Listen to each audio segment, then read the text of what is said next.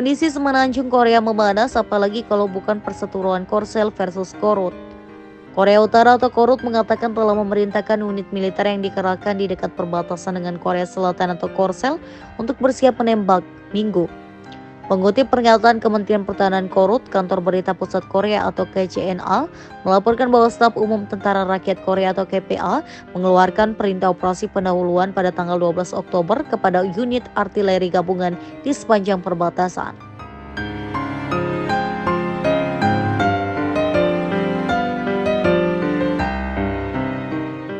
KCNA itu mengatakan unit-unit lain diperintahkan untuk meningkatkan pemantauan dengan siaga penuh. Sementara pos-pos pengamatan anti udara telah diperkuat di ibu kota Pyongyang. Perlu diketahui selama beberapa tahun terakhir hubungan antara kedua Korea berada pada titik terendah, di mana pemimpin KOT Kim Jong-un menyatakan Korsel sebagai musuh utama negaranya awal tahun ini. Sebelumnya Jumat, Korut mengklaim bahwa Korsel telah mengirimkan pesawat nirawak yang membawa selebaran propaganda ke wilayah udara Pyongyang pada tanggal 3 Oktober. Ini kemudian disusul insiden hari Rabu dan Kamis minggu lalu.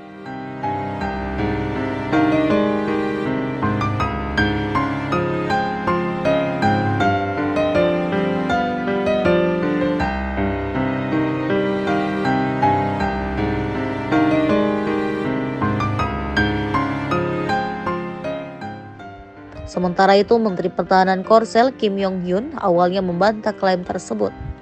Tetapi Kepala Staf Gabungan Negara tersebut kemudian mengatakan dalam sebuah pernyataan bahwa mereka tidak dapat memastikan apakah tuduhan Korut itu benar atau tidak.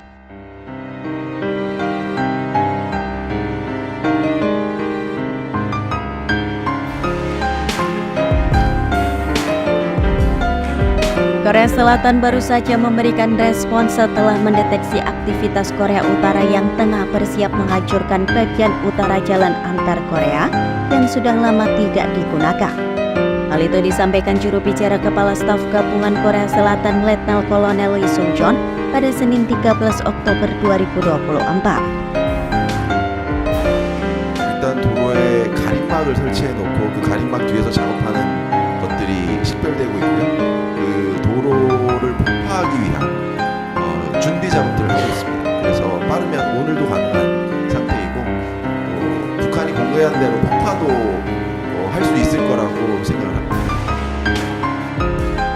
Meski belum jelas bagian mana dari jalan tersebut yang akan dihancurkan, pihaknya menyebut Korsel sudah memperketat pemantauan di sepanjang perbatasan. Tanda-tanda provokasi ini muncul bersamaan dengan tuduhan Korut bahwa Korsel menerbangkan drone untuk menyebarkan selebaran propaganda ke wilayah udara Pyongyang. Tindakan ini dianggap Korea Utara sebagai provokasi serius. Pyongyang bahkan mengancam akan membalas dengan kekuatan militer jika insiden tersebut terus berlanjut. Korsel juga menyebut adanya kemungkinan Korut meluncurkan roket luar angkasa atau provokasi berskala kecil lainnya. 우주 발사체를 발사한다든가 또 경의선, 동해선 등에서의 보여주기식 폭파, 또 작은 도발 이런 것들을 감행할 가능성이 있다고 보고 저는 이에 대해서 대비하고 있습니다.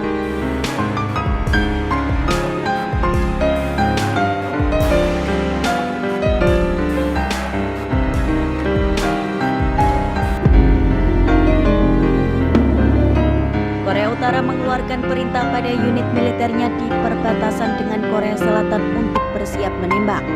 Perintah ini menyusul klaim bahwa Korsel menerbangkan drone yang membawa selebaran propaganda di Pyongyang.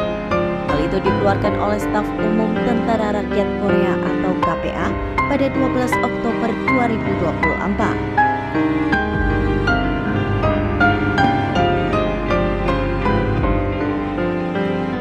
Siap tembak dikeluarkan untuk 8 brigade artileri yang dipersenjatai lengkap dengan kekuatan penuh.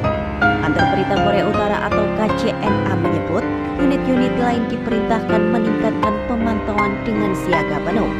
Selain itu, pos-pos pengamatan anti udara juga diperkuat di ibu kota Pyongyang. Lebih lanjut, pada Jumat 11 Oktober, Korut mengeklaim Korsel menerbangkan drone yang membawa selebaran propaganda ke wilayah udara Pyongyang pada 3 Oktober 2024. Drone menyebarkan propaganda anti rezim Korea Utara. Selebaran tersebut dipenuhi rumor-rumor yang menghasut. Kementerian Luar Negeri Korut menyatakan menerbangkan drone ke wilayah udara Pyongyang dianggap sebagai serangan militer. Dan hal tersebut merupakan provokasi serius yang tidak dapat ditoleransi dan dimaafkan.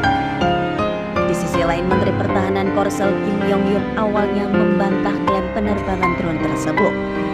Namun, Kepala Staf Gabungan Korsel Maraga dengan berujar tidak bisa memastikan apakah tuduhan Korut benar atau tidak. Sementara militer Korut mengatakan akan menutup secara permanen dan memblokir perbatasan dengan Korea Selatan.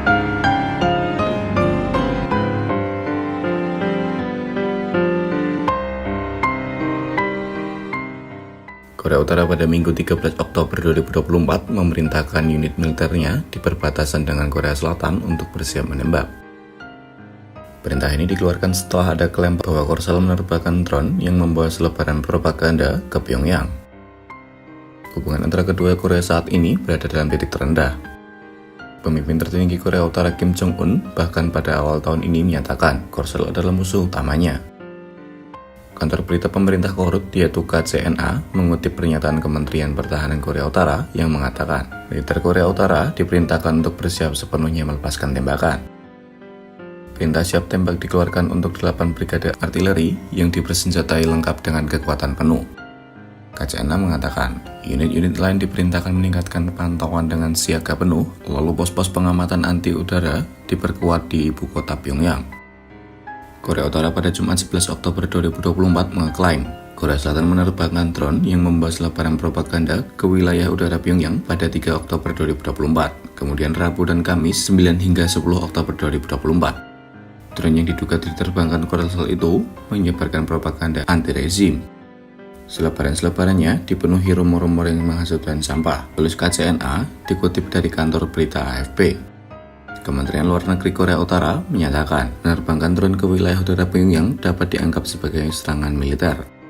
Kemenlu Korut menambahkan, itu adalah provokasi yang serius, tak dapat ditoleransi dan tidak bisa dimaafkan. Menteri Pertahanan Korea Selatan Kim Yong-hyun awalnya membantah klaim penerbangan drone, tetapi Kepala Staf Gabungan Korsel meralatnya dengan berujar belum bisa memastikan kebenaran hal tersebut. Korea Selatan dan Korea Utara sering menunjukkan konflik mereka ke publik internasional. Padahal kedua negara yang terletak di semenanjung Korea memiliki sejarah sama, yakni berada di bawah dinasti Joseon selama kurang lebih 500 tahun. Kekuasaan dinasti Joseon berakhir saat Jepang menduduki wilayah Korea sejak 1910 hingga 1945. Kekalahan Jepang dalam Perang Dunia Kedua menumbuhkan semangat orang Korea untuk memerdekakan diri dari segala bentuk penjajahan. Di titik inilah, perpecahan di Korea terjadi hingga membuat Korea terbagi menjadi dua, yakni Korea Utara dan Selatan. Seperti diketahui, kedua negara di semenanjung Korea itu tidak pernah akur dan selalu bermusuhan. Lantas, bagaimana sejarah perpecahan keduanya? Kala itu Jepang menyerah tanpa syarat kepada sekutu dan Uni Soviet secara perlahan terus bergerak maju ke Korea.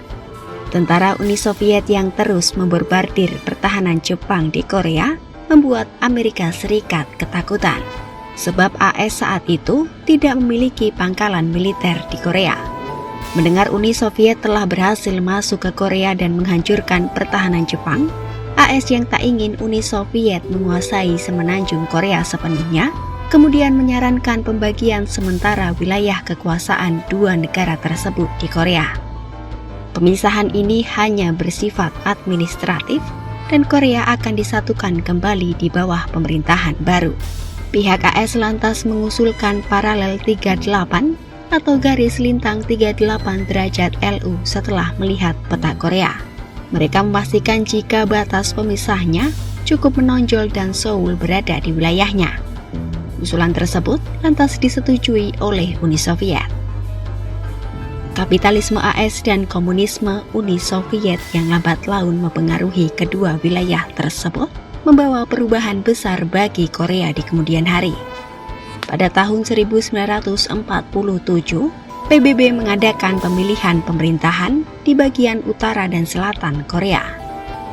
Namun pemilihan ini tidak berjalan lancar karena Uni Soviet memblokir sistem pemilu di bagian utara Korea. Hal ini semakin diperkuat dengan diangkatnya Kim Il-sung sebagai Kepala Republik Demokratik Rakyat Korea atau DPRK oleh Uni Soviet.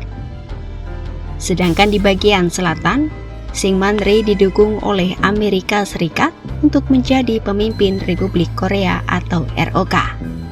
Setahun kemudian Uni Soviet dan Amerika Serikat sepakat menarik pasukannya dari semenanjung Korea. Pertempuran antara bagian utara dan selatan pun sering terjadi, khususnya di daerah batas pemisah.